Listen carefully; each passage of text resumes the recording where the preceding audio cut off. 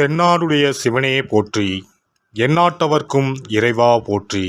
அனைத்து தமிழ் உள்ளங்களுக்கும் கனிவான வணக்கங்கள். நிகழும் ஸ்ரீ மங்களகரமான சோபகிருது ஆண்டு மாசி மாதம் 18ஆம் தேதி வெள்ளிக்கிழமை அன்று பஞ்சமி திதியில் சுவாதி நட்சத்திரத்தில் துருவ நாமயோகத்தில் தைத்தூலம் காரணத்தினில் அமிர்தயோகம் கூடிய நன்னாண்டில் இந்த சீர்மிகு மார்ச் மாதம் பிறக்கிறது.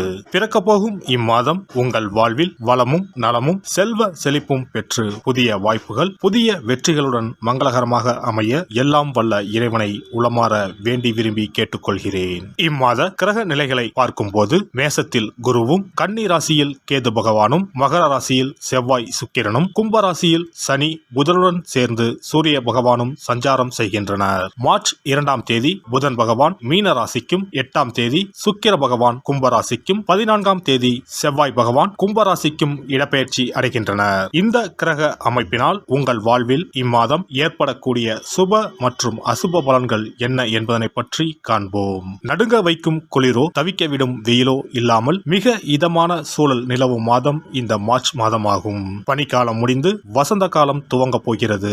மாசி மாதத்தின் பிற்பகுதியும் பங்குனி மாதத்தின் முற்பகுதியும் இணையும் மாதம் இந்த மார்ச் மாதமாகும். கும்ப மாதமும் மீன மாதமும் இணைந்த இந்த மார்ச் மாதத்தில் பல திருப்பங்கள் உங்கள் வாழ்வில் நடைபெற உள்ளன.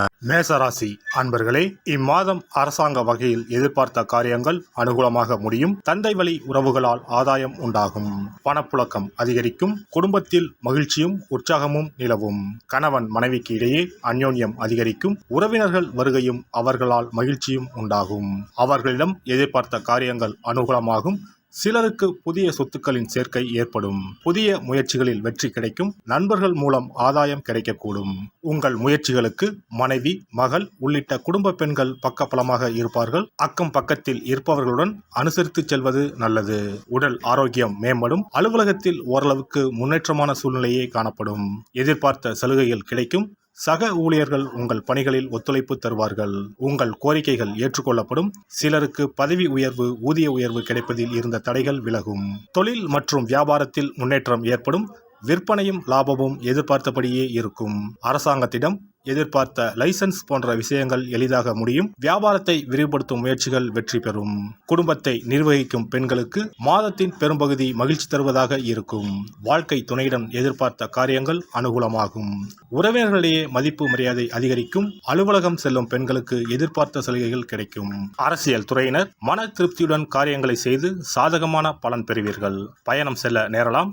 மனதிற்கு பிடித்தவர்களை சந்திக்க நேரலாம். பெரியவர்களின் சந்திப்பு மனதிற்கு மகிழ்ச்சியை உண்டாக்கும். உடன் இருப்பவர்களுடன் எச்சரிக்கையாக பழகுவது நல்லது. ரகசியங்களை கையாளுவதில் கவனம் தேவை. மாணவர்களுக்கு புதிய நண்பர்கள் கிடைப்பார்கள். அவர்கள் மூலம் கல்வியில் முன்னேற்றம் காண உதவிகள் கிடைக்கும். அஸ்வினி நட்சத்திரம் இந்த மாதம் பணவரத்து அதிகரிக்கும். விருப்பமானவர்களை சந்தித்து உரையாடி மகிழ்ச்சி அடைவீர்கள். மனத்துணிவு உண்டாகும்.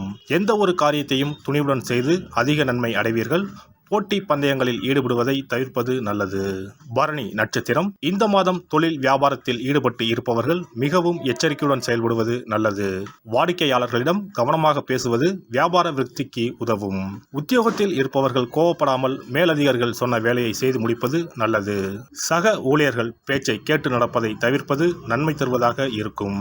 கார்த்திகை 1ஆம் பாதம் இந்த மாதம் கணவன் மனைவி நெருக்கம் அதிகரிக்கும். ஆனால் வாக்குவாதங்களை தவிர்ப்பது நல்லது. உறவினர்களுடன் பேசும்போது நிதானத்தை கடைபிடிப்பது நல்லது. பிள்ளைகள் நலனில் அக்கறை செலுத்துவீர்கள். துர்க்கை அம்மனுக்கு வேப்பிலை அர்ப்பணித்து பூஜித்து வணங்கி வர துன்பங்கள் நீங்கும். காரிய வெற்றி உண்டாகும். இனி இந்த மார்ச் மாதத்தில் மகா சிவராத்திரி எப்போது, இந்த நாளுக்கு அப்படி என்ன சிறப்பு என்பதனை பற்றி காண்போம். சிவபெருமானுக்கு எத்தனையோ திருநாமங்கள் உள்ளன. அவற்றில் மிக உயர்வானதாக சொல்லப்படுவது மகாதேவன் என்ற திருநாமம். மகாதேவன் என்றால் கடவுள்கள் அனைவருக்கும் மேலான கடவுள். கடவுள்களுக்கு எல்லாம் தலைவன் என்ற பொருள். சிவாய நம என சிந்திப்பவர்க்கு அபாயம் ஏற்படாது என்பார்கள்.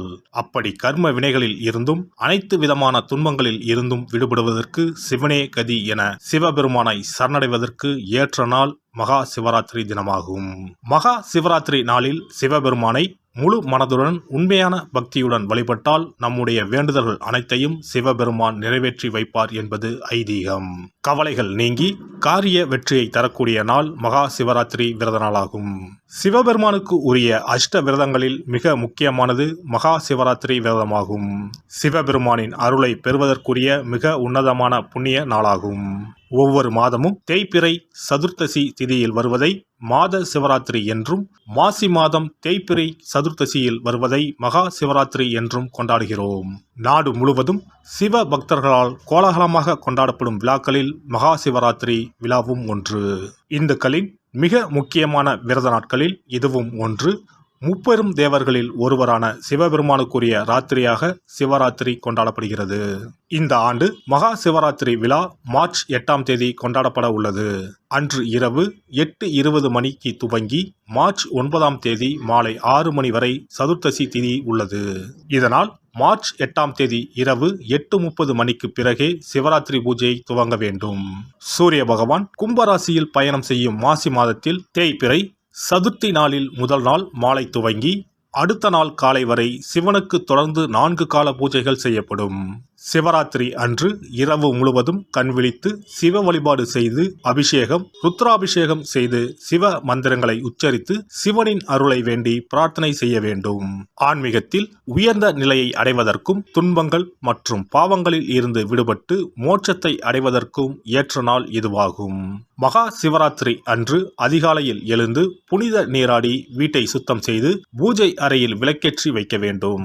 பிறகு மாலையில் சிவன் கோவிலுக்கு சென்று அங்கு நடக்கும் அபிஷேகம், பூஜைகளில் கலந்து கொள்ள வேண்டும். அன்று சிவலிங்கத்திற்கு பஞ்சாமிர்த அபிஷேகம் செய்வதும் வில்வ அர்ச்சனை செய்வதும் மிக சிறப்பானதாகும். மகா சிவராத்திரி நாளில் எத்தனை முறை முடியுமோ அத்தனை முறை பஞ்சாட்சர மந்திரமான ஓம் நம சிவாய மந்திரத்தை உச்சரிக்க வேண்டும்.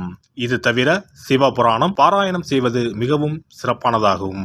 இந்த நாளில் ருத்ராபிஷேகம் செய்வதும் கோவில்களில் நடக்கும் ருத்ராபிஷேகத்தில் கலந்து கொள்வதும் மிகவும் சிறப்பானதாகும்.